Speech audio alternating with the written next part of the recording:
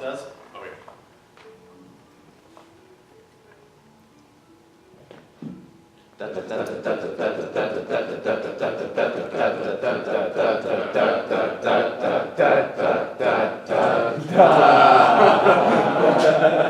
Matt, just try again. Yep. So I appreciate the economy of space at the beginning, but I think they needed just a little bit more from you, somehow, some way. So whether, I think the size was probably okay, but there wasn't quite enough energy in that prep, like maybe we weren't ready, or, right? I think it took you by a little bit by surprise. Try it again from the top.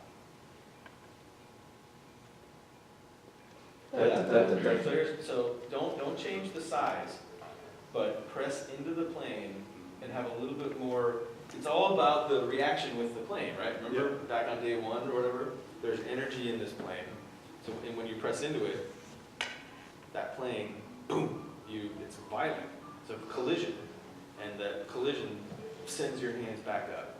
We need more of that collision with the plane. Yeah. So yeah, like flick of the wrist, collision, energy.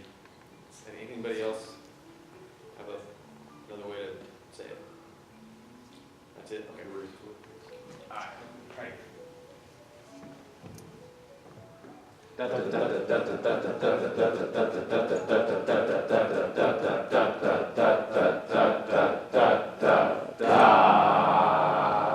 Yeah, that's better. I mean, I would still, if you had to conduct the Chicago Symphony tomorrow, I'd probably work with you a little more on that prep gesture, but it's close.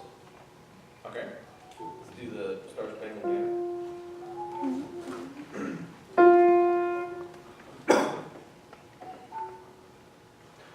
Oh, say can you see by the dawn's early light what's so proudly waiting at the twilight's last gleaming, whose broad stripes and bright stars through the perilous fight o'er the ramparts we watched were so gallantly streaming, and the rockets right by the bombs bursting in air gave proof through the night that our flag was still there. Oh, say does that star-spangled banner yet wave o'er the land of the free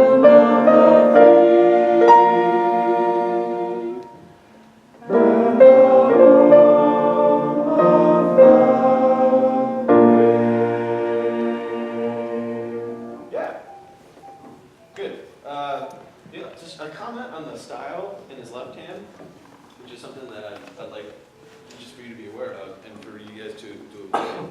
When he goes to his legato, he's getting a lot of that legato by turning his hand over,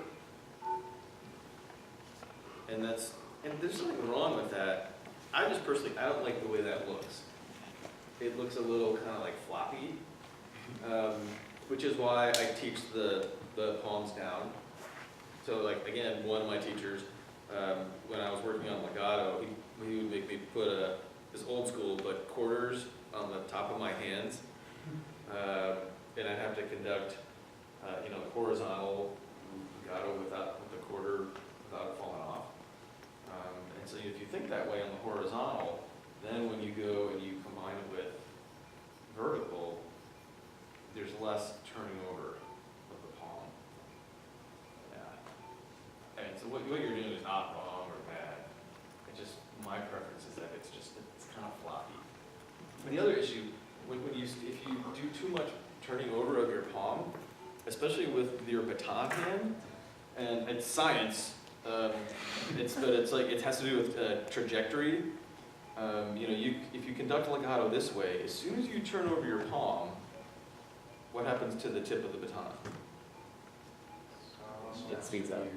Yeah, it speeds up. So if the music is, and you're conducting, if you turn your palm over, there's all of a sudden this sort of rush, this speed that's not really in the music, right? So it's just it's a science. Yeah, all right.